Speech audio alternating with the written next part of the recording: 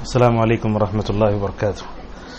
الحمد للہ رب العالمین والصلاة والسلام علی اشرف الانبیاء والمرسلین نبینا محمد وعلی آلہ واصحابہ اجمعین. اما بعد، قال اللہ تعالی اعوذ باللہ من الشیطان الرجیم من عمل صالحا من ذکر او انثى وهو مؤمن فلنحيينه حیاة طیبہ. وقال علیہ الصلاة والسلام اللهم انی اسألک عیشة ہنیہ ومیتة سویہ ومردا غیر مخز ولا فاضح. رواہ الحاکم وقال البانی صحیح. اس وقت ہم اپنے پھوپھی زاد بھائی بہنوں اور ان کے خاندان والوں کے ساتھ بیٹھے ہیں. تو اس وقت میں انشاءاللہ 3 باتیں آپ کے سامنے رکھنے کی کوشش کروں گا. سب سے پہلی بات یہ ہے کہ اللہ تبارک و تعالی نے ہم سب کو دین اسلام کی دولت سے مالا مال فرمایا. اس پر ہم اگر زندگی بھر بھی اللہ کے دربار میں اور اس کے سامنے سجدہ کرتے رہیں تب بھی اللہ کا شکر ادا کرنا ناممکن ہے. دوسری بات یہ ہے کہ اللہ تعالیٰ نے ہم سب کو شرک سے، بدعت و خرافات سے بچا کر توحید کی نعمت سے مالا مال فرمایا.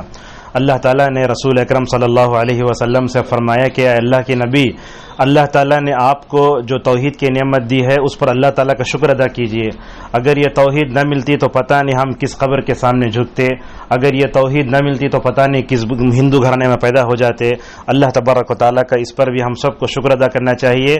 اور یہ بات یاد رکھیں، کلمہ توحید وہ کلمہ ہے اگر اس کو ایک پلڑے میں رکھا جائے اور دنیا، آسمان، زمین اور اس میں رہنے والی ساری مخلوق کو اگر دوسرے ترازو میں رکھا جائے تو کلمہ توحید ماشاء اللہ ساری دنیا اور اس میں رہنے والی نعمتوں پر بھی بھاری ہوگا. اور یاد رکھیں یہی وہ وصیت ہے جب حضرت نوح علیہ السلام کی وفات کا وقت قریب آیا تو انہوں نے اپنے بچوں کو بلایا، کہا دیکھو بچوں، میں تم کو 2 باتوں کی نصیحت کرتا ہوں، 2 باتوں سے روکتا ہوں. نوح علیہ السلام 950 سال کے بعد دنیا سے جا رہے ہیں، اپنے بچوں سے بلا کر کہتے ہیں دیکھو لا الہ الا اللہ ہمیشہ پڑھتے رہو. ہم لا الہ الا اللہ پڑھتے ہیں مگر اس کے صحیح معنی مفہوم سے واقف نہیں ہیں، تو لا الہ الا اللہ پڑھتے رہو، سبحان اللہ پڑھتے رہو. اور 2 باتیں جن سے روکا وہ یہ ہے کہ میں تم کو شرک سے بھی روکتا ہوں، تکبر سے بھی روکتا ہوں. یہاں ایک نقطے کی بات یہ ہے، یہ پوائنٹ نوٹ کرنے کا، کہ جب بندہ توحید کو اپناتا ہے، شرک و بدعت سے اگر دور رہتا ہے تو وہ اللہ کے سامنے جھکتا ہے، رکوع میں بھی سجدے میں بھی. مگر بندے کے اندر شرک آیا تو کفر ساتھ میں آتا ہے. اسی لیے فرعون کو دیکھیں گے خدائی کا دعویٰ کیوں کیا؟ اس لیے کہ اس کے اندر کفر تھا. تو معلوم ہوا کہ توحید کے ساتھ انکساری، عاجزی، تواضع، اللہ کے سامنے جھکنے، رکوع میں سجدے میں جھکنے کا اللہ بندے کو موقع ملتا ہے. اسی لیے اللہ کے نبی صلی اللہ علیہ وسلم نے فرمایا قیامت کے دن ہر ایک آدمی کو کہا جائے گا تم جس کی عبادت کرتے تھے عبادت کرو. مومن اپنے رب کے سامنے جھک جائیں گے، اللہ اکبر. لیکن کافر، یہودی، نصرانی سب جھکنا چاہیں گے لیکن اللہ تعالیٰ ان کے پیٹوں کے لوہے کی طرح بنا دے گا. تو لہذا یاد رکھیے اپنی زندگی میں اگر ایک مرتبہ کی نماز بھی چھوڑ دیتے ہیں، ذرا تصور کیجئے قیامت کے دن اللہ کے سامنے جھکنا چاہیں گے، جھک نہیں سکتے. اس مرحلے سے آنے سے پہلے ہمیں اللہ تعالیٰ کو اپنی زندگی میں راضی کر لینے کی بڑی سخت ضرورت ہے. اتنی بڑی تمہید کی ضرورت کیا ہے؟ میں نے جو آیت پڑھی اللہ تعالیٰ اس میں کیا فرماتے ہیں؟ خوشگوار زندگی، پرسکون زندگی، امن والی زندگی کسے کہتے ہیں؟ اگر میں آج کی ٹیکنالوجی اور جدید ایڈوانس کی دنیا میں اگر میں دیکھوں تو ہم خوشگوار زندگی کا، اسلام کا دیا ہوا مفہوم اپنے ذہن سے نکال کے اس کے دنیا کے پیچھے پڑ گئے ہیں. ہمارے پاس خوشگوار زندگی کا مطلب یہ ہوتا ہے کہ میرا گھر عمدہ سے عمدہ ہو، میرے گھر میں پینٹ اچھا ہونا، اٹیچ باتھ روم ہونا، میرے پاس جو ہے قیمتی سے قیمتی موبائل ہونا، میں جو کپڑے پہنتا ہوں لوگ دیکھ کر پوچھنا کتنے میں لیا آپ یہ خوشگوار زندگی کا مطلب نہیں ہے. زیادہ پیسے آئے تو بھی خوشگوار زندگی کا مطلب نہیں ہے. خوشگوار زندگی، پرسکون زندگی کسے کہتے ہیں سنیے، انشاءاللہ 10 منٹ میں اپنی بات کو سمیٹوں گا. خوشگوار زندگی، پرسکون زندگی اور اطمینان والی زندگی کسے کہتے ہیں؟ سب سے پہلے بندہ اللہ پر ایمان لائے. لہذا ایک مسلمان کے گھر میں جو امن و سکون ہے وہ کافر گھر میں پا نہیں سکتے آپ. ایک مسلمان کے گھر میں جو سکون کی زندگی ہوتی ہے وہ کسی یہودی نصرانی گھر میں پا نہیں سکتے. امریکہ کا صدر ہوگا، انڈیا کا پی ایم ہوگا، مگر ایک جھوپڑی میں مسلمان اللہ پہ ایمان رکھے جو پرسکون زندگی گزارتا ہے وہ غیر مسلم کو میسر نہیں ہوتی. تو سب سے پہلے اللہ پہ ایمان لانا، شرک سے، بدعت سے، خرافات سے بچ کر رہے تو زندگی پرسکون ہوتی ہے. اگر ہم شرک میں، بدعت و خرافات میں پڑ گئے سمجھ جاؤ زندگی اجیرن ہو جاتی ہے. سب سے پہلے یہ بات ہے. دوسری بات ہے پرسکون زندگی پانے کے لیے ہمیں خوشگوار زندگی کرنے کے عمل صالح کرنا. اللہ تعالیٰ نے رسول اکرم صلی اللہ علیہ وسلم کی بیویوں سے کیا کہا؟ اپنے گھروں میں ٹہری رہو، بے پردہ نہ نکلو، یہاں خواتین بھی ہیں، 4 باتیں بتائے، کیا کہا؟ وَأَقِمْنَا الصَّلَاةَ، نماز پڑھو، اور کہا وَآتِينَا الزَّكَاةَ، زکات دو، اور اللہ اور اس کے رسول کی اطاعت کرو، اللہ تعالیٰ تم کو دنیا میں بھی پاک رکھے گا، آخرت میں پاک رکھے گا۔ لہذا خوشگوار زندگی ایمان سے عمل صالح سے ملتی ہے۔ عمل صالح میں کیا آتا ہے؟ سب سے پہلے نماز۔ گھر کا جو مرد ہے وہ نمازی رہنا، گھر کی جو عورت ہے وہ نمازی رہنا۔ ہمارے پاس ایسے ہوتا ہے کہ ماں باپ نمازی نہیں، بچوں کو نمازی بولے تو جا کے خالہ گھر تک واپس آتے بچے۔ آج ہمارا حال یہی ہے۔ اللہ نے کیا کہا؟ وَأَمُرْ أَهْلَكَ بِالصَّلَاةِ وَاسْتَبِرْ عَلَيْهَا، اے اللہ کی نبی آپ خود نماز پڑھو، اپنے گھر والوں کو نماز کی توجہ دلاؤ۔ چنانچہ نبی کریم صلی اللہ علیہ وسلم اپنی بیویوں کو نماز کے لیے اٹھاتے تھے۔ ایک دن سو رہے تھے، رات میں اچانک ہڑبڑا کے اٹھ گئے آپ صلی اللہ علیہ وسلم، اور اٹھنے کے بعد کیا فرمایا؟ میں دیکھتا ہوں کہ آسمان سے فتنے اتر رہے ہیں، یہ کب عہد رسالت کی بات ہے یہ، اور آسمان سے خزانے اتر رہے ہیں، ذرا ان کمرہ والیوں کو اٹھاؤ تاکہ وہ نماز پڑھیں۔ دیکھیے اللہ کی نبی اپنی بیویوں کو فتنے سے بچنے کے لیے نماز کی پابندی کرا رہے ہیں۔ آج ہمارے گھروں میں حالانکہ عورت پر جماعت کی نماز فرض نہیں ہے، پھر بھی وہ گھر میں نماز نہیں پڑھتی۔ فجر کی نماز ناشتے کی نظر ہو جاتی ہے، دوپہر کی نماز دوپہر کے لنچ کے حوالے ہو جاتی ہے، رات کی نماز ڈنر کے حوالے ہو جاتی ہے۔ نہیں، آپ جیسے اپنے جسم کو کھلاتی ہیں پلاتی ہے، ویسے یہ نماز آپ کی روحانی غذا ہے۔ اگر نماز صحیح ہے تو ساری چیز صحیح، جیسا کہ اللہ کے نبی صلی اللہ علیہ وسلم نے فرمایا قیامت کے دن سب سے پہلے نماز کا سوال ہوگا۔ اگر فرض نماز میں کوتاہی رہی تو اللہ تعالیٰ سنت و نوافل کے ذریعے مکمل طور پر اس کی تلافی کرے گا۔ آج کل تو حال ایسا ہے، ہمارا اللہ رحم کرے، فرض نماز کے بعد دعائیں بھی نہیں، اذکار بھی نہیں، سیدھا واٹس ایپ میسیجز۔ یہ بڑی غلط بات ہے۔ آپ اللہ کے سامنے بیٹھے ہیں تو اللہ تعالیٰ کا احترام آپ کے دل میں رہنا۔ ابن بطال رحمہ اللہ کہتے ہیں کہ بندہ جب نماز پڑھتا ہے، نماز کے بعد کی اذکار کی پابندی کرنا، وہیں بیٹھ کر ادھر ادھر دیکھنا چاہیے، اور بولتے ہیں جس کے گناہ زیادہ ہوں تو وہ وہیں بیٹھا رہے۔ اچھا، نماز کے بعد بیٹھ کر اذکار اور دعائیں پڑھنے سے کیا ملتا ہے؟ اللہ کے نبی صلی اللہ علیہ وسلم نے فرمایا نورانی مخلوق آسمان میں رہنے والے تمہارے لیے مغفرت کی دعائیں کرتی ہیں۔ ہم ایک دوسرے سے ہمیں دعا کرو بولتے، مفت میں دعا ملتی ہے، اسے لینے کے لیے ہمارے پاس جو ہے ظرف نہیں ہے، تو ہمارے لیے دعا کرتے ہیں اے اللہ اس پہ رحم کر دے، اے اللہ اس پر اپنی رحمت کی بارش اتار۔ اچھا، یہ کب تک سلسلہ جاری رہتا ہے؟ یہ سلسلہ اس وقت تک جاری رہتا ہے جب تک کہ آپ کا وضو نہ ٹوٹے، وہیں بیٹھے رہیں آپ۔ دوسری بات یہ ہے کہ اذکار پڑھتے رہیں، پڑھتے نہیں، کسی سے بات نہیں کرنا۔ تو اسی لیے نماز جب پڑھتے ہیں آپ ذرا توجہ سے پڑھیں۔ آپ کسی پی ایم سی ایم کے سامنے بیٹھتے تو کتنا بیٹھتے ہیں، ہلتے بھی نہیں اس کے سامنے۔ اللہ کے سامنے بیٹھتے ہیں تو ہمیں عمل صالح کی طرف بہت توجہ دینے کی ضرورت ہے۔ آج اسلام کتابوں میں محفوظ ہے لیکن ہمارے زندگیوں میں محفوظ نہیں ہے۔ کتنی مرتبہ ایسے ہوتا ہے صبح سے شام تک نمازیں چھوڑ دیتے ہیں، پھر بھی بولتے کیسے کیسے کیا ہوتا ہے، کیسے نہیں ہوگا؟ اللہ نے کہا میرے ذکر سے جو اعراض کرے گا ہم اس کے سینے کو تنگ کر دیں گے۔ نمازیں چھوڑنے والا کبھی زندگی میں سکون نہیں پاتا، اور یہ نمازیں کیا کرتی ہیں معلوم ہے؟ انسان کو جینے کا حوصلہ دیتی ہیں۔ اسی لیے فاطمہ اور علی رضی اللہ عنہما کیا ہے، فاطمہ رضی اللہ عنہ گھر میں کام کر کر کے ہاتھ میں گھٹے پڑ گئے تھے۔ آج کل تو مکسی ہے، اس زمانے میں کیا تھا، سل بتہ بھی نہیں تھا، شاید پیستے تھے، پانی اٹھاتی تھی، ہاتھ میں گھٹے پڑ گئے تھے۔ علی رضی اللہ عنہ نے دیکھا فاطمہ کے ہاتھ میں گھٹے پڑ گئے ہیں، بولے جاؤ تمہارے ابا جان صلی اللہ علیہ وسلم کے پاس غلام ماہیں لے کر آؤ۔ فاطمہ نکلتی ہیں، جاتی ہیں اللہ کے نبی صلی اللہ علیہ وسلم کے پاس، جا کر دیکھتے ہیں نبی امت کے مسائل کو حل کرنے میں مشغول ہے، واپس آ جاتی فاطمہ۔ بعد میں اللہ کے نبی کا معمول کیا تھا، بیٹی سے بڑی محبت کرتے تھے۔ مسند احمد کی روایت میں آتا ہے اللہ کے نبی سفر سے آئے تو اپنی بیویوں کے پاس جانے پہلے بیٹی کے پاس جاتے تھے، اتنی محبت فاطمہ رضی اللہ عنہ سے۔ تو اس موقع پر اللہ کے نبی واپس آئے اور فاطمہ کیسا استقبال کرتی باپ کا، تو آتے ہی اللہ کی نبی فاطمہ کے جو ہے سر کو چومتے تھے، ایک اچھا کپڑا بچھاتی، تکیہ رکھتی، اللہ کے نبی وہاں آرام کرتے تھے۔ آپ نے پوچھا فاطمہ گھر آنا ہوا تھا؟ بولے ہاں یا رسول اللہ۔ کیوں آئی تھی؟ بولے غلام لینے کے لیے۔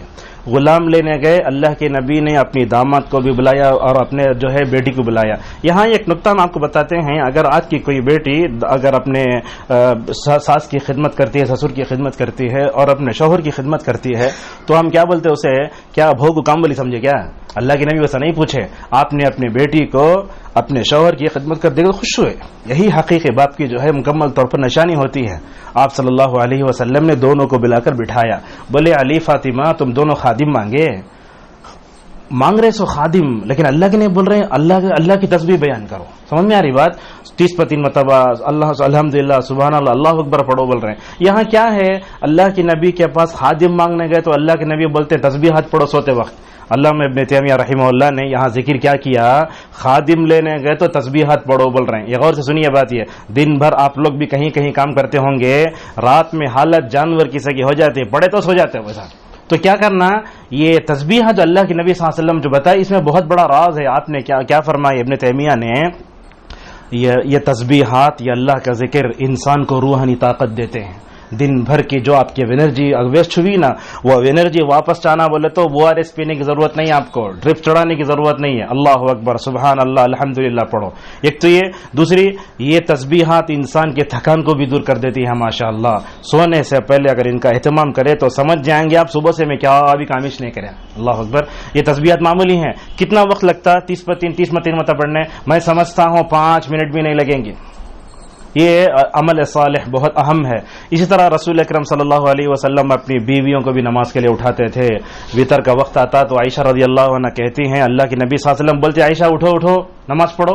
اور اللہ کے نبی کا گھر کتنا چھوٹا تھا دیکھیے، جب سجدہ کرنے جاتے تو عائشہ کا پیر لگتا تھا، ایسا ہٹا کر کے سجدہ کرتے تھے، اور اللہ کے نبی جب اٹھ جاتے تو عائشہ رضی اللہ عنہ کا پیر آ جاتا تھا.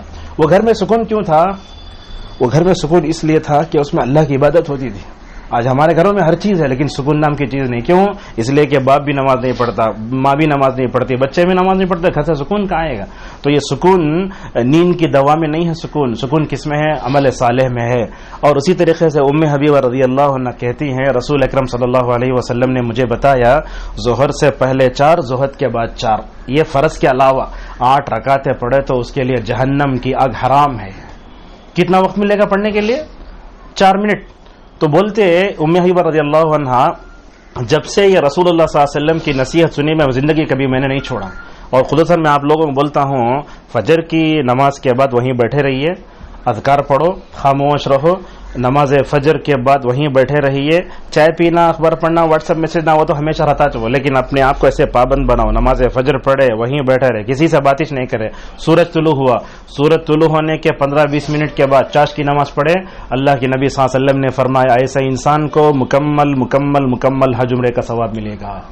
اور اللہ تعالیٰ کے نبی نے بھی فرمایا اگر دن کے ابتدائی حصے میں 4 رکعت اگر چاشت کی نماز پڑھو گے شام تک میں تمہارے لیے کافی ہوں. کتنی بڑی خوشخبریاں. یہ 360 ہمارے جو جوڑ ہے نا، اگر اس کے اعتبار سے ہم اگر صدقہ کریں تو 360 روپے ایک دن بولے تو 360 دن کا کتنا حساب ہوا آپ دے سکتے ہیں. دنیا کا بڑا سے بڑا مالدار بھی صدقہ نہیں دے سکتا، یہ صرف 2 رکعت میں ہو سکتا ہے. تو اس طریقے سے فرائض کی پابندی، نوافل کی پابندی، سنن کی پابندی ہمیں ہونا چاہیے. اب دیکھو ہم زمین پہ بیٹھ کے نماز پڑھ رہے ہیں، کل ایسا نہ ہو کرسی پہ بیٹھ گئے تو زمین پر سجدہ کرنے کے لیے رہ جائیں گے. تو اس طرف توجہ دینے کی سخت ضرورت ہے. ایمان اور عمل صالح یہ خوشگوار زندگی دیتے ہیں انسان کو. اور اسی طریقے سے خوشگوار زندگی میں اور ایک آتا ہے اللہ کا ذکر. اللہ کا ذکر ہمیشہ کرتے رہنا. اللہ نے کیا فرمایا؟ اے ایمان والو اللہ کا زیادہ ذکر کرو. اللہ کے نبی کدا ذکر کرتے؟ ہمیشہ ذکر میں رہتے، ہمیشہ ذکر میں رہتے. ابن عباس رضی اللہ عنہما فرماتے ہیں رسول اکرم صلی اللہ علیہ وسلم صبح میں اٹھتے تو سب سے پہلے مسواک کرتے، آسمان کی طرف دیکھ کر سورہ آل عمران کی آخری 10 آیتیں پڑھتے تھے جس میں اللہ نے فرمایا یذکرون اللہ قیاما وقعودا وعلی جنوبہم. اللہ کا ذکر کرنا کھڑے ہو کر بھی، بیٹھ کر بھی، لیٹ کر بھی. یہ دیکھیے عمران بن حسین رضی اللہ عنہ وہ صحابی ہیں جن کو فرشتے سلام کرتے تھے. یہ صحابی فرشتے ان کو سلام کرتے تھے. اللہ کے نبی ان کے پاس جاتے 30 سال تک بواسیر کی بیماری میں رہے. یہ 1 سال نہیں 30 سال. بعض روایتوں میں آیا 16، بعض میں آیا 30. اللہ کے نبی جا کے بولتے عمران کھڑے ہو کر نماز پڑھو. اگر کھڑے ہو کر نماز نہیں پڑھ سکتے تو بیٹھ کر نماز پڑھو. اگر بیٹھ کر نماز نہیں پڑھ سکتے تو لیٹ کر نماز پڑھو. اگر لیٹ کر نماز نہیں پڑھ سکتے تو اشارے سے پڑھو. آج ہم اپنے گھر میں نمازیں چھوڑ دیتے، سفر میں گئے نمازیں چھوڑ دیتے. یہ مومن کا شیوا نہیں ہوتا. یہ مومن ہمیشہ اپنے اللہ سے جڑا ہوا ہوتا ہے اور موجودہ مسائل کا پورا حل لوگوں سے دوستی کرنے میں نہیں ہے، اپنے رب سے دوستی کرنے میں ہے. اگر اللہ سے ہمارا تعلق مضبوط ہو گیا نا، سمجھو دنیا کی کوئی طاقت مکمل طور پر ہم کو جو ہے یہ نہیں کر سکتی. اور اسی طریقے سے خوشگوار زندگی کے اصول میں تلاوت قرآن بھی ہے. آج میں اس موبائل نے جہاں ہم کو اللہ سے دور کیا، قرآن سے بھی دور کیا ہے. آج کے نوجوانوں کا حال ایسے ہے، اگر گانے اس کے سامنے دلت و ناچتا انہیں، لیکن قرآن دلت بولتا بند کرو قرآن، اللہ اکبر.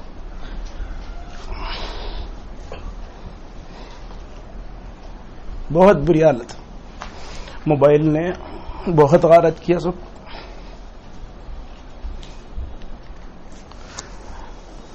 موبائل واٹس ایپ پر آنے والے ہزاروں میسیجز پڑھنے کے لیے ہمارے پاس وقت ہے، لیکن قرآن کھلتا نہیں، قرآن کھلتا نہیں. ضحاک رحمہ اللہ کہتے ہیں ایک وقت وہ آئے گا، کئی سال پہلے بولے، ایک وقت وہ آئے گا قرآن رکھیں گے وہاں مکڑی جالا بنائیں گے، ایسے ہی چھوڑ دیں گے. آج قرآن رکھتے بس رمضان سے رمضان، جمعہ سے جمعہ. بولتے علماء قرآن کھول کے دیکھے تو بھی اللہ ثواب دیتا ہے. یہ آنکھیں اللہ کیوں پیدا کیا؟ دوسروں کو ناجائز چیز دیکھنے، جائز چیز دیکھنے. قرآن سے اگر ہمارا تعلق نہیں ہے، وہ دستور حیات ہے. ہندوستان کا قانون پڑھتا ہمارا نوجوان، دستور پڑھتا پورا 26 جنوری ہے تو سب ذکر کرتے. قرآن سے تعلق نہیں تو کیا ہے یہ؟ قرآن میں ہو غوطازن اے مرد مسلمان، اللہ کرے ازا تجھ کو جدت کردار. یہ قرآن سے ہمارا تعلق ہونا چاہیے. حضرات صحابہ اکرام ہر 7 دن میں قرآن پڑھتے تھے. عثمان رضی اللہ عنہ کے بارے میں آتا ہے ایک رکعت میں کعبۃ اللہ کے بس پورا قرآن پڑھے. اللہ اکبر. کیا بلند ہمت ان لوگوں کے. ہمارے 24 گھنٹے میں قرآن کھلنا. اگر قرآن نہیں کھلا تو یاد رکھو ہمارے نبی صلی اللہ علیہ وسلم قیامت کے دن اپنی قوم کے بارے میں کہیں گے کہ میری قوم نے قرآن چھوڑ دیا ہے. اگر اس مجرمین کے لائن میں ٹھہرنا ہو تو واٹس ایپ کے میسج پڑھو. بہت برا حال ہے. ہمارے گھروں میں پہلے ایسے ہوتا تھا، مسلمانوں کے گھر بولے تو قرآن کی آواز آتی تھی. آج گانے، ٹک ٹاک، قوالیاں، یہ سب. قرآن نہیں پڑھتے سمجھو ہمارا تعلق اللہ سے مضبوط نہیں ہے. اسی لیے اللہ نے کیا فرمایا؟ قرآن کو مضبوطی سے پکڑو. اللہ نے قرآن کو رسی کہا. اچھا رسی کیسا بولے؟ علامہ البانی ایک حدیث میں ذکر کرتے ہیں اس کا ایک سرا اللہ کے پاس ہے، اس کا ایک سرا تمہارے پاس ہے. اگر تم اس کو پکڑو گے تو اللہ تک پہنچ جاؤ گے. ہم میں سے کون ہے جو اللہ سے محبت کرنا نہیں چاہتا؟ خالی رمضان قرآن کا مہینہ نہیں نا، رمضان ہمیشہ پڑھتے رہنا، اس سے شفا حاصل کرنا پڑھنا. ہم کیا کرتے؟ قرآن گڈھا تو اٹھا کو چومتے، قرآن نیچے کرا تو نمک بیٹھتے. وہ نہیں آیا قرآن اس لیے نہیں آیا کہ ہم اٹھا کر جو ہے محراب میں رکھیں، اسے نہیں. قرآن اس لیے آیا، حضرت عبداللہ مسعود رضی اللہ عنہ کہتے ہیں جب بھی تم قرآن میں یا ایھا الذین آمنوا پڑھو تو سمجھو اللہ تم سے خطاب کر رہا ہے. اس احساس سے قرآن کی تلاوت کرے تو کیا ہوگا؟ اللہ تعالیٰ بھلائی کا حکم دے گا، برائی سے روکے گا. تو میں تمام لوگوں سے گزارش کرتا ہوں کہ اپنی زندگی میں قرآن سے مطالعہ کرنے اور قرآن کی تلاوت کرنے کو مکمل طور پر معمول بناؤ.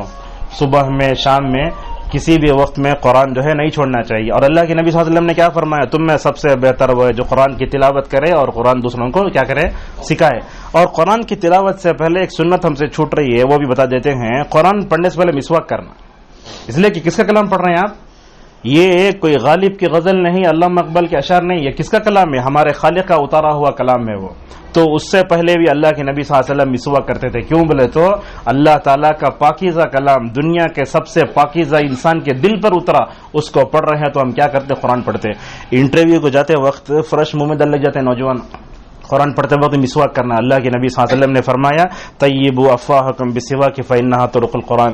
اور اسی طریقے سے خوشگوار زندگی کے اصولوں میں اور ایک چیز بھی ہے، احادیث پر عمل کرنا. رسول اکرم صلی اللہ علیہ وسلم کی کتنی حدیثیں ہیں؟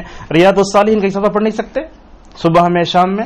یہ قرآن حدیث کو تھام لے زندگی خوشگوار بن جاتی. اگر ہم اس سے دور ہوئے تو زندگی یہ ہو جاتی. اور اسی طریقے سے خوشگوار زندگی کے اصولوں میں اللہ تعالیٰ جن چیزوں کا حکم دیتا اس پہ چلنا چاہیے. کیسا؟ مرد کے لیے داڑھی اگر جو ہے اس کی زینت ہے تو عورت کے لیے اس کی وہ چوٹی ہے، جیسا کہ عائشہ رضی اللہ عنہا نے فرمایا. اب اس وقت حجاب کا ایک مسئلہ پورے ہندوستان میں چل رہا ہے. ایسے وقت میں اپنے گھر کی عورتوں کو باحجاب رہنے کی تاکید کرنا بھی یہ بھی اللہ کا حکم ہے. اگر ہم کیا بولتے، کیا پورا معاشرہ خرابی چاہے ہمیں نہیں. قطرے قطرے سے دریا بنتا نا. اگر میری بیوی، میری بہن، میری بیٹی اور میری ماں اگر برقع دار ہو گئی تو قطرے قطرے سے دریا پورے اس کی اصلاح ہو جاتی ہے. لہذا جوائنٹ فیملی ہو، الگ الگ رہتے ہوں، اپنے پردے کا مکمل طور پر کیا کرنا چاہیے؟ اہتمام کرنا چاہیے. عائشہ رضی اللہ عنہا کو دیکھو، جس کمرے میں وہ رہتی تھی اسی کمرے میں رسول اللہ کی قبر، جانتے نا، اس کے بغل میں ابو بکر رضی اللہ عنہ کی قبر، اس کے بغل میں وہ جگہ تھی حضرت عائشہ رضی اللہ عنہا کی. حضرت عمر کا انتقال ہو رہا تھا، بستر مرگ میں پڑے ہوئے ہیں، اپنے بیٹے کو بلا کر بولتے ذرا جاؤ عائشہ سے پوچھو، میرا سلام بولو، اگر وہ جگہ میرے لیے دفن کے لیے دے تو کتنا اچھا رہے گا. اب عائشہ رضی اللہ عنہ نبی کے زیر سایہ تربیت پہ آیا، تربیت یافتہ صحابی یا بیوی، کون ایثار نہیں کرے گا؟ حضرت عائشہ نے کہا میں ام المومنین امیر المومنین عمر ابن خطاب کے لیے وقف کرتی ہوں. خوش ہو گئے. عبداللہ ابن عمر بھاگ کے جا کے عمر کو بولے، خوش ہو گئے یا رسول یا امیر المومنین اجازت دیا لے. عمر رضی اللہ عنہ اور ایک بار بولے اگر میں انتقال ہو جائے تو جنازہ لے جانے سے پہلے بھی جا کے پوچھ لو تاکہ پکا ہو جائے. وہ عائشہ نے کہا میں دیتی ہوں. دیکھو عائشہ کے لیے نبی صلی اللہ علیہ وسلم شوہر اور ابو بکر باپ، ان کے بغل میں دفن ہونے کی بڑی تمنا تھی، لیکن حضرت عمر کو موقع ملا وہ دفن ہو گئے وہاں. تو بولتے ہیں اللہ کے نبی صلی اللہ علیہ وسلم کے بازو دنیا میں بھی ابو بکر ساتھ میں تھے، آخرت کے سفر میں گئے بازو ہو گئے. حضرت عمر تھے وہی بازو ہو گئے. حضرت ابو بکر صدیق رضی اللہ عنہ کے بازو دفن ہوئے کون؟ عمر رضی اللہ عنہ. جب بھی عائشہ کمرے سے گزرتی اگرچہ اندر قبر میں ہے لیکن پھر بھی جو ہے پردہ کر کے جاتی. لوگ پوچھتے انہوں تو خبر میں ہے نا، کیا بولتے معلوم ہے؟ جیسے عمر زندے رہتے وقت اجنبی تھے، قبر میں جانے کے میرے لیے اجنبی ہیں. آج عائشہ نام رکھ لینا اصل نہیں ہے، عائشہ کا کردار اپنے اندر پیدا کرنا. تو یہ پردے کی پابندی بہت ضروری ہے. پردہ کسے کہتے ہیں؟ یہ پردہ اسے کہتے ہیں بڑی چادر ہونا جو عورت کے سارے جسم کو چھپا دینا. بعض لوگ عورتیں برقع پہنتی ہیں گلے کا سب نظر آتا ہے، نہیں، آپ اتنا لمبا برقع پہنے کہ زمین پہ لگے. اسما رضی اللہ عنہ کہتی ہیں یا رسول اللہ زمین کی گندگی لگے گی نا، تو آپ نے کیا فرمایا؟ آنے والی پاک زمین اس کو پاک کر دے گی. تو اس طریقے سے ہم اپنی بہنوں کو، بیویوں کو، بیٹوں کو، ماؤں کے پردے کی مکمل طور پر عادت ڈالیں. یہ شریف عورت کی عادت ہوتی ہے. اور یہ بات یاد رکھیں آپ، جس چہرے کو ساری دنیا والے دیکھتے رہتے ہیں وہ چہرہ اس کے شوہر کو مطمئن نہیں کر سکتا. وہ چہرہ جو مطمئن کر سکتا ہے جو پردے میں رہتا ہے. لہذا پردے دار عورت سے شادی کرے تو زندگی میں سکون ملتا ہے. ادھر ادھر پھرنے والی اگر عورت شادی کرے تو سکون نہیں ملتا، جیسا کہ علماء بتاتے ہیں. تو بہرحال یہ حجاب کا جو معاملہ آیا ہے یاد رکھیے، حجاب میں رہنے سے ہی زندگی کیا ہوتی ہے؟ پرسکون ہوتی ہے. جو عورت پردہ نہیں کرتی اپنے لیے دوسروں کے لیے فتنے کا دروازہ کھولتی ہے، یہ اس کے لیے بڑی پریشانی ہوتی ہے. کیسے دیکھیے ایک اجنبی لڑکی جا رہی ہے پردے کے بغیر، آپ اس کو ایک مرتبہ دیکھ لے تو بار بار دیکھنے کی حسرت پیدا ہوتی ہے. یہی پردہ مصیبت کرتا ہے اس میں. تو پردہ بہت اہم ہے. اور ازواج مطہرات تو نماز فجر پڑھ کے دیواروں سے لگ کر ایسا چلتی تھی وہ کیا ہو جاتے تھے؟ پھٹ جاتے تھے برقعے، لیکن وہ پردہ نہیں چھوڑتی تھی. لہذا ہمیں پردہ مکمل طور پر کرنا چاہیے. اور چونکہ یہ گرم علاقہ ہے نا یہ، اس لیے ایک بات یہ بھی، اگر عورت گرم علاقوں میں رہ کر پردہ کرتی ہے، پسینہ آتا ہے، صبر ہوتا ہے، اس پر بھی اللہ کے پاس اجر ہوگا. جیسا کہ اللہ کے نبی صلی اللہ علیہ وسلم کے پاس ایک عورت آئی، وہ عورت کا نام بھول رہا ہوں میں، فٹس کی بیماری آتی. فٹس کی بیماری آئی تو نیچے گر جاتی اور جو چیز نہیں دکھنا ہے وہ دکھ جاتی. اللہ اکبر. وہ نبی کے پاس آتی ہیں، کہتی ہیں یا رسول اللہ پریشانی ہوتی ہے، یہ فٹس کی بیماری کی وجہ سے نیچے گرتی ہوں تو پتہ نہیں لوگوں کو کیا کیا دکھ جاتا ہے. کیسی حیاتی دیکھو ہمارے صحابیات کے پاس. تو اللہ کے نبی نے ان کو دو آپشن دیے. اگر میں اللہ سے دعا کروں تو اللہ تعالیٰ تم کو بیماری سے شفا بھی دے دے گا، اگر تم صبر کرو تو جنت ملے گی تمہیں. تو اس صحابیہ نے کیا کہا؟ یا رسول اللہ آپ مجھے اس بیماری سے شفا نہیں، دعا مت کیجیے، صبر کر لوں گی، جنت میں انشاءاللہ میں چلے جاؤں گی. وہ اس کے بعد وہ عورت بول دی یا رسول اللہ ذرا آپ سے ایک ریکویسٹ ہے. کیا بولے؟ تو جب مجھے فٹس آتا نا اس وقت یہ دعا کیجیے آپ کے میرا سطر کھلنے نہ پائے. ایسی دعا کرتی تھی. تو معلوم ہوتا ہے کہ وہ عورت ماشاءاللہ اس کے اللہ کے نبی کے مبارک دعا کے قبول ہونے کے بعد جب بھی زمین پہ پڑتی ماشاءاللہ جسم کا کوئی حصہ نظر آیا رہا تو، اور اللہ تبارک و تعالیٰ نے اس کالی کلوٹی عورت کو شہادت کا درجہ نصیب فرمایا. ایک جگہ سو رہی تھی تو کوئی نے مار دیا تھا. اسی لیے عطا ابن ابی ربا رحمہ اللہ اس حدیث کو ذکر کرنے کے بعد فرماتے عبداللہ ابن عباس کہتے ہیں کہ یہ جنت والی عورت ہے، یہ کالی عورت. تو لہذا اگر آپ نوز پیس بنتی بھی ہیں، اگر آپ کو اندر پسینہ آتا ہے، اللہ کی خاطر صبر کیجیے. اگر آپ صبر کرتی ہیں تو میں کہتا ہوں عورت کا نماز پڑھنا جیسے عبادت ہے ویسے با حجاب رہنا، برقع پہننا بھی اس کے لیے عبادت ہے، اور اس میں بھی اجر و ثواب ہے. آج کے درس کی آخری بات بتا کے اپنی بات کو ختم کرتے ہیں. آپ لوگ ایک نیک مقصد کے لیے ملے، صلہ رحمی. صلہ رحمی کی اسلام میں بڑی اہمیت ہے. اللہ تعالیٰ نے یہ رشتہ داروں کے حقوق کو ادا کرنے کا عہد بنی اسرائیل سے بھی اللہ نے لیا تھا، اور اللہ تعالیٰ کے نام میں ہے الرحمن الرحیم، اسی سے صلہ رحمی ہے. یہ رشتہ داروں کے حقوق کا ادا کرنا بڑا اہم ہے. یاد رکھیے جو رشتہ داروں کے حقوق کو ادا کرے گا اس کے لیے خوشخبری ہے آخرت میں. وہ کیا ہے؟ فرمایا اللہ کے نبی صلی اللہ علیہ وسلم نے قیامت کے دن پل صراط جہنم پر بنا ہوا ایک برج، ایک طرف امانت داری کھڑی ہوگی، دوسری طرف رشتہ داری کھڑی ہوگی. جو دنیا میں ان دونوں کو انجام دے گا اس کے لیے پل صراط پر سے گزرنا بڑا آسان ہے. اس کا مطلب کیا معلوم ہوتا ہے؟ خیانت کرنے والا اس برج پر سے آسانی سے گزر نہیں پائے گا، رشتہ داری کو کاٹنے والا اس پر سے گزر نہیں پائے گا. اور یاد رکھیے یہ صلہ رحمی میں اللہ نے بڑی لذت رکھی ہے. جب ہم اپنے رشتہ داروں سے ملتے ہیں دل کو کتنا سکون ملتا ہے، بلکہ اطباء تو یہ کہتے ہیں کہ صلہ رحمی کرنے والے کو کینسر کی بیماری بھی نہیں آتی. کیوں نہیں آتی؟ اس لیے کہ اس کے ہارمون کو آپس میں ملنے سے سکون ملتا ہے. اگر وہ ہارمونز کو سکون نہیں ملا تو بیماری میں انسان مبتلا ہو جاتا ہے. اور یاد رکھیے صلہ رحمی کرنا بولے تو آج کے زمانے میں اللہ نے اس کو بہت آسان کر دیا ہے. ویڈیو کال کرو، سب سے بات کر لو، وہ بھی باعث اجر و ثواب ہے. اور اسی طریقے سے فون پہ خیر خیریت، کھانا کھا لے، بس اتنا بھی. بلکہ اللہ کے نبی صلی اللہ علیہ وسلم نے تو یہ فرمایا اگر تم اپنے رشتہ داروں کو سلام کر کے اپنے ہونٹ کو گیلا کرتے اس میں باعث اجر و ثواب ہے. اور صلہ رحمی کیسے آتی ہے؟ صلہ رحمی کا مطلب یہ ہوتا ہے کہ اگر وہ سامنے والا توڑتا ہے تو ہمیں جوڑنا اسے. اور اللہ کے نبی صلی اللہ علیہ وسلم کے پاس ایک صحابی آئے، بولے یا رسول اللہ کتا جا کے اپنے رشتہ داروں کو ملا تھا، خالی انہوں توڑتے رہتے. تو آپ بولے انہوں جوڑتے رہا تو میں توڑتے رہنا، اور جب تک تم جوڑتے رہو گے اللہ کی جانب سے تمہارے لیے ایک فرشتہ تمہاری مدد میں رہے گا.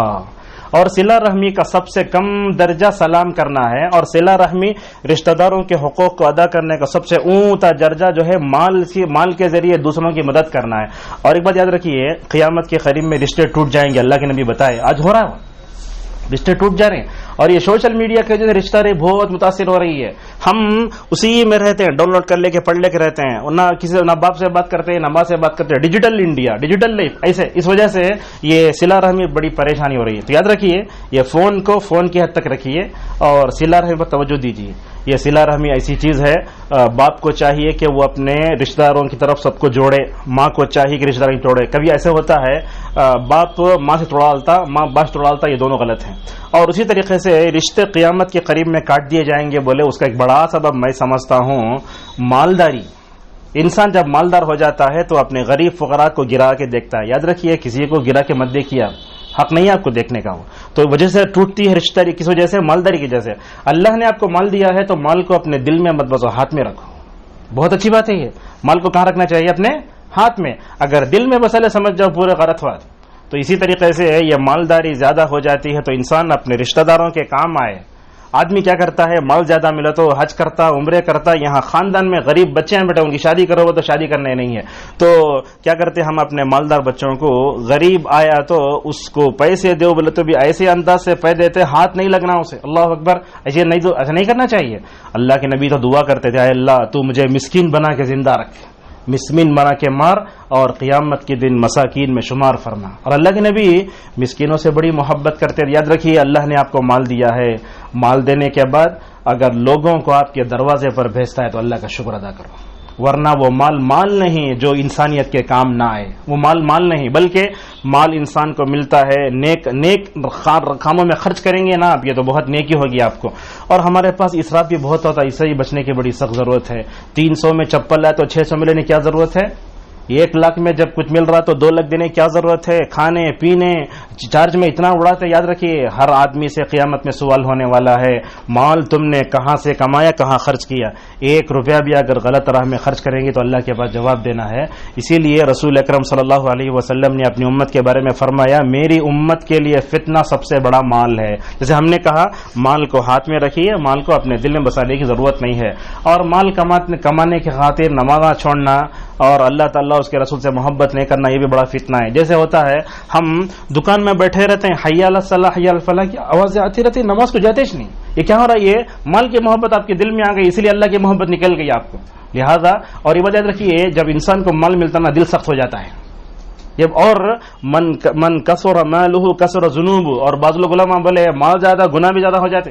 کیسا کرتے ہم ہر چیز گھر میں لانے کی کوشش کرتے، بڑی سے بڑی اسکرین، بڑی سے نہیں، یا وسائل زندگی زیادہ بڑھا لیا تو دنیا تک جاتے ہوئے کیا ملتا؟ لا الہ الا اللہ ملتا، نماز ملتی، روزہ ملتا. قبر میں کوئی چیز آپ کو جا کر جو ہے مکمل طور پر کام آنے والی نہیں ہے. لہذا مال کے فتنے سے اپنے آپ کو بچائیے جہاں تک ہو سکے. اور یہ مال جب آ جاتا ہے انسان غرور میں مبتلا ہو جاتا ہے. اس مثال سے اپنی بات کو ختم کرتے ہیں. دیکھیے حضرت صحابہ کرام بھی مالدار تھے نہیں تھے؟ بہت بڑے مالدار. عبد الرحمن ابن عوف رضی اللہ عنہ کتنے بڑے مالدار. حبشہ سے آئے ہوئے کالے کلوٹے حضرت بلال رضی اللہ عنہ سے اپنی بہن کی شادی کراتے ہیں. تو عبد الرحمن ابن عوف کیا ہے، ایک دن بیٹھے رہتے ہیں، سامنے افطار کا سامان رکھا ہوا ہے، روزے سے ہیں، افطار کے سامان کو دیکھ کر اچانک رونے لگتے ہیں. پوچھے لوگ، عبد الرحمن کیوں روتے ہو؟ تو کیا بولتے معلوم، مجھے اس وقت حضرت مصعب بن عمیر یاد آتے ہیں. دیکھو مالدار ہو کر بھی دل کی کیفیت کیسی ہے. انسان مطلب پرست نہیں ہے، مال ہو کر بھی اپنے بھائی کی تکلیف کا احساس ہے. بولتے ہیں مجھے اس وقت مصعب بن عمیر کے ساتھ حضرت حمزہ یاد آتے ہیں جو میرے سے اچھے تھے. کیسے تھے دونوں؟ حضرت مصعب بن عمیر رضی اللہ عنہ کا حال ایسے تھا، اسلام لانے سے پہلے جہاں سے گزرتے بولتے لوگ یہاں سے مصعب گزرا ہے. اتنے مالدار، اتنے ناز و نخرے میں پلے ہوئے، جب اسلام کو گلے سے لگایا تو اپنے وجود سے کیا کہا، اسلام کی سب سے بڑی دولت ہے، دنیا کی دولت یہ دولت نہیں ہے. جب حضرت مصعب بن عمر رضی اللہ عنہ غزوہ احد میں اپنے ہاتھ میں جھنڈا پکڑے ہوئے ہیں، دشمن نے اس ہاتھ پہ مارا، جھنڈے کو اس ہاتھ میں لے لیا، اس ہاتھ پہ مارا تو جھنڈے کو بغل میں لیا، یہ بازو کٹا تو لیفٹ میں لے لیا اور جھنڈے کو نیچے گرنے نہیں دیا. بہرحال حضرت مصعب بن عمر رضی اللہ عنہ شہید ہو گئے. وہ دیکھیے ہمارے پاس الحمدللہ مرتے ہیں تو کفن نصیب ہوتا ہے، لیکن یہ حضرات صحابہ اکرام تھے جو جنتی تھے، دنیا سے جا رہے، کفن نصیب نہیں ہے ان کو. نبی کے صحابہ نے آ کر کہا یا رسول اللہ ان کو کفن بھی نہیں مل رہا، کیا کرنا ہم؟ اللہ کے نبی آ کر دیکھیں مصعب بن عمیر نیچے پڑے ہیں اور کپڑا لپٹے تو سر کھل جا رہا ہے، اگر پیر بند کرے تو سر کھل جا رہا ہے، کیا کرنا یا رسول اللہ؟ آپ صلی اللہ علیہ وسلم نے فرمایا دیکھو مصعب جب اسلام سے پہلے تھے بڑے ناز و نخرے کے تھے، اسلام آنے کے بعد کتنے سیدھے سادے ہوئے. تو اللہ کے نبی صلی اللہ علیہ وسلم نے مصعب بن عمیر رضی اللہ عنہ کے بارے میں کہا دیکھو ان کے سر کو ڈھانپ کے پیروں کے پاس گھاس ڈال کے دفن کر دو. یہ اسلام ہوتا ہے جو دلوں میں داخل کر انسان کو بدل دیتا ہے. یہ مصعب بن عمیر رضی اللہ عنہ ہے. اور اللہ کے نبی صلی اللہ علیہ وسلم نے جب ان کو دیکھا تو آپ کی آنکھوں میں آنسو جاری ہو گئے. ان کا وہی واقعہ ہے جب اسلام لائے تو ان کی ماں بولی اے مصعب میں تم کو ختم کر دوں گی اگر تم محمد کا انکار نہیں کرو گے. تو کیا کیا ماں نے؟ ننگا کر دیا مصعب بن عمیر رضی اللہ عنہ کو. نبی صلی اللہ علیہ وسلم کے پاس ننگے بھاگتے ہوئے آئے، آپ بھی کھڑے ہیں، صحابہ بھی کھڑے ہیں. آپ نے ان کو دیکھا تو اب دیدہ اور آپ نے فرمایا دیکھو تمہارا بھائی مصعب ننگا آیا ہے اسلام کی خاطر. اپنے ماں کو بھی ٹھکرایا، کپڑے بھی چلے گئے، اسے کپڑے دو. آپ صلی اللہ علیہ وسلم نے کپڑے دلائے اور بات پوری زندگی گزری. تو بولنے کا مطلب یہ ہے خوشگوار زندگی ویسٹرن کلچر کے دیے ہوئے اصول و ضوابط میں نہیں ہے. ہمیں اپنے ذہن میں بٹھانا چاہیے یہ توحید میں ہے، اللہ تعالیٰ کے ذکر میں ہے، عمل صالح میں ہے، صلہ رحمی میں ہے اور اللہ تبارک و تعالیٰ کی اطاعت میں ہے. لہذا اس کو اپنے ذہنوں میں بٹھاؤ. اور خصوصاً جو لوگ باہر جا کے کام کرتے ذرا مالدار بن جاتے ان کو اپنے بچوں کے ذہن میں گوشت میں بھیجے میں اچھی طرح بٹھا دینا بیٹے خوشگوار زندگی اسلام کے دامن میں ہے، اللہ کی اطاعت میں ہے، رسول اللہ کی اطاعت میں ہے. یہ ویسٹرن کلچر ہے نا، یہ جسے کہ علامہ اقبال نے کہا تمہاری تہذیب اپنے خنجر آپ ہی خودکشی کرے گی، جو شاخ نازک پہ بنے گا آشیہ ناپائیدار ہوگا. تو ہر چمکتی چیز کو سونا مت سمجھو آپ. یہ ویسٹرن کلچر جو ہے نا یہ دیکھنے میں اچھا لگتا ہے لیکن اس کا انجام بڑا خراب ہے. لہذا اسلام نے ہم کو جو زندگی گزارنے کا تصور دیا وہی زندگی ہمیں اپنانا چاہیے. اور دنیا سے جاتے ہوئے اپنے بچوں کو مال دے دینا، کپڑے دے دینا، وہ سب اپنی جگہ ہے، لیکن سب سے بہترین چیز عقیدہ توحید ہے. حضرت ابراہیم علیہ السلام، یعقوب علیہ السلام کے وفات کا وقت قریب آیا، اپنے بچوں کو بلا کر کیا پوچھتے معلوم ہے؟ میرے بعد تم کس کی عبادت کرو گے؟ یہ عقیدہ توحید ہمارے اندر بھی آنا. یہ نہیں بولنا فلاں جائیداد تمہیں لے لو، دکانوں نے لے لو، وہ یہ لے کر نہیں، اے ٹی ایم ہے، یہ پاسورڈ ہے، نہیں. کیا کرنا؟ عقیدہ توحید. اگر یہ باقی ہے تو دنیا باقی ہے. وہ مومن کا سرمایہ ہے. وہ اگر وہ لٹ جائے تو کیا کریں گے؟ سارے بچوں نے مل کر کیا کہا؟ اے ابا جان تمہارا اور تمہارے باپ دادا کا جو رب ہے ہمارا بھی وہی رب ہے. کتنی خوشی ہوئی ہوگی باپ کو بیٹوں کے بارے میں سن کر. لہذا دینی ضرورتیں، دنیاوی ضرورتیں پوری کرنے کے ساتھ ساتھ اپنی دینی ضرورتیں پورے کریں. اور آخری بات یہ ہے کہ اللہ تبارک و تعالیٰ سے دعائیں کرنا مت بھولیا، یہ بہت اہم ہے. اپنے لیے، اپنے ماں باپ کے لیے، اپنے بچوں کے لیے اللہ تعالیٰ نے کتنی گارنٹی دی والدین کے واسطے. 3 آدمیوں کی دعا رد نہیں ہوتی، اس میں والد کی دعا بھی ہے. حضرت امام بخاری رحمہ اللہ بڑے ہونے کے بعد نابینا ہو گئے، رات رات میں تہجد میں اٹھ کر دعا کرتی امام بخاری کے والدہ، تو کیا خواب میں دیکھتے ابراہیم علیہ السلام آ کے بولتے اللہ تعالیٰ تمہارے بیٹے کی بینائی کو لوٹا دے گا، یا خواب دیکھ کر اٹھے تہجد پڑھے تو بولتے امام بخاری ماشاءاللہ اپنی جگہ سے اٹھ کر وضو کرنے جا رہے، اللہ اکبر۔ یہ اپنے بچوں کے لیے دعائیں کرو، بد دعا کبھی نہیں کرنا چاہیے، کبھی ستاتے کبھی کچھ کرتے، خصوصاً نوجوانی کے اسٹیج میں آ گئے تو ماں باپ بد دعا کرا لیتے۔ ابن عثیمین رحمہ اللہ کہتے ہیں جب اللہ تعالیٰ والدین کو دعا قبول ہوتی بلکہ اتنا بڑا درجہ تو انہیں کیا کرنا، اپنے بچوں کے لیے دعا کرنا، اگر بد دعا کرے تو اس کا نتیجہ تم دیکھو گے۔ اور معلوم ہے دنیا سے والدین کے چلے جانے کے بعد بچوں کو سب سے بڑا نقصان ہوتا ہے، ماں باپ کی دعاؤں سے محروم ہو جاتے ہیں، جب تک زندے رہتے دعا کرتے رہتے، جیسے ہی ماں باپ کا انتقال ہو جاتا ہے تو بچے کیا ہو جاتے ہیں، ماں باپ کی دعا سے محروم ہو جاتے ہیں۔ اسی واسطے اپنے ماں باپ کے لیے ہمیشہ دعا کرنا، جو اللہ نے سکھایا رب ارحمہما کما ربیانی صغیرا، ہر نماز کے بعد، ہر نماز میں ہمیشہ اور ہمیشہ دعا کرنے کے بعد بھی ان کا حق ہم ادا نہیں کر سکتے، اور ماں باپ جب زندہ رہتے ہیں ان کی قدر کرنا چاہیے، اور جب تک ہیں وہ ہمارے لیے جنت ہیں، اور دنیا سے جانے کے بعد ان کے بھائیوں سے بہنوں سے رشتہ جوڑنا یہ بہت ضروری ہے۔ تو اسی بات پر اپنی بات کو ختم کرتا ہوں، کافی لمبا درس ہو گیا۔ اللہ تبارک و تعالی ہم سب کو جو اچھی باتیں سنیں اس پر عمل کرنے کی توفیق عطا فرمائے۔ اللہ تعالی ہماری اس بیٹھنے کو قبول فرمائے، دنیا اور آخرت میں نجات کا ذریعہ بنائے۔ ہم میں سے جن کے ماں باپ اللہ کے پاس جا چکے ہیں اللہ تعالیٰ ان کی بال بال مغفرت فرمائے۔ اللہ تعالیٰ ہم کو اپنے خاندان میں بڑے لوگوں کی عزت کرنے اور ان کے تجربات سے اور ان کے مشوروں سے فائدہ اٹھانے توفیق عطا فرمائے۔ اللہ تعالیٰ ہم سب کو ہر طرح کی بیماری سے بچا کر رکھے، خوشگوار زندگی کا جو اصول اسلام نے دیا ہے اس کے مطابق چلنے کی ہم سب کو توفیق عطا فرمائے۔ دنیا میں ہر طرح کی فتنہ سے، بلا سے، برائی سے ہماری حفاظت فرمائے، آمین۔ وآخر دعوانا الحمدللہ۔